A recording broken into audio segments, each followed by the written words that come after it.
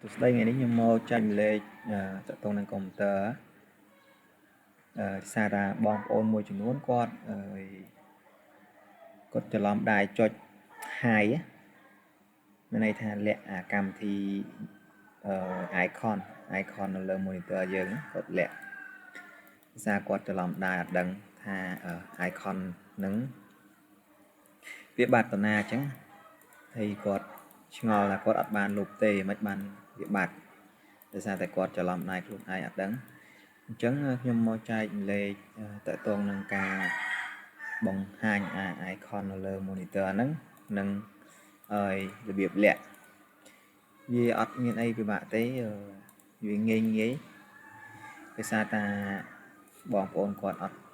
ធ្លាប់ជួបបត់អត់ជួបបញ្ហាហ្នឹងចឹងគាត់ឆ្ងល់គាត់អត់ដឹងថាត្រូវធ្វើយ៉ាងណាដើម្បីឲ្យវា solar icon ហ្នឹងមកវិញចឹងខ្ញុំមកចែកចំណេះដឹងនេះបន្តិចវាជាការងាយស្រួលប៉ុន្តែបើយើងអត់ដែលធ្លាប់ជួបវាយើងគិតថាវាជាការងារពិបាកអញ្ចឹងនេះជា icon របស់ខ្ញុំ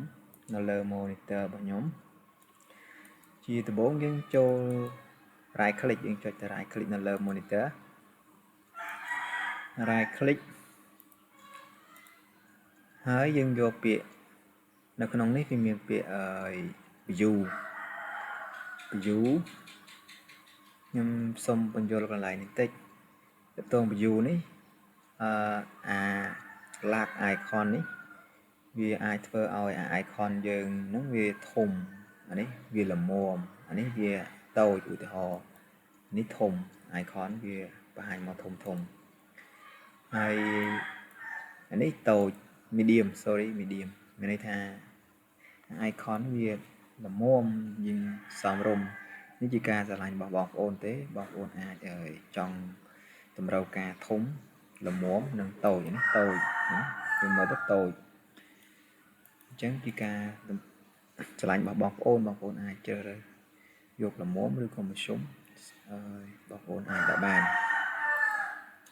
សម្រាប់ខ្ញុំយកល្មមអញ្ចឹងហើយសូមមកខាត់ value យើងចូលដល់តកតងនឹងការ high ឬក៏ soul icon អញ្ចឹងនៅកន្លែងនេះខាងក្រោមនេះជា soul នេះវាដាក់ soul desktop icon មានន័យថា soul icon ហ្នឹងវា tick មានន័យថាវាកំពុងតែ soul នៅលើ monitor យើង icon ទាំងអស់ដែលយើងមានអញ្ចឹងយើងលាក់ icon ហ្នឹងដើម្បីកុំឲ្យគេឃើញឬក៏យើងមានឯកសារអីសម្ងាត់អី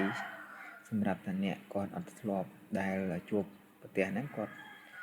អត់ដឹងថា icon ហ្នឹងមានអត់អញ្ចឹងណាអញ្ចឹងយើងចុច tick បិទអញ្ចឹងន័យថានៅលើ monitor យើងនេះ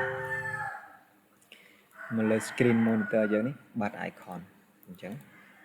ដូចបងប្អូនគាត់មួយចំនួនតូចដែលគាត់អត់ធ្លាប់ជួបបទពិសោធន៍ហ្នឹងគាត់ឆ្ងល់ថា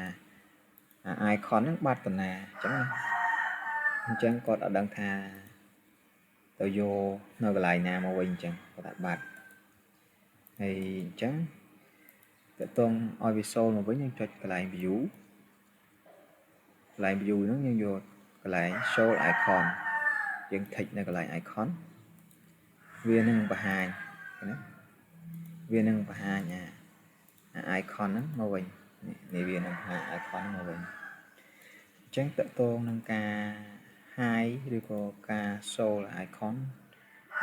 មានតែប៉ុណ្ណោះទេអញ្ចឹងជាចុងក្រោយបងប្អូនសូមជួយចុច like ឬ subscribe channel ខ្ញុំមួយសូមអរគុណសូមជម្រាបលា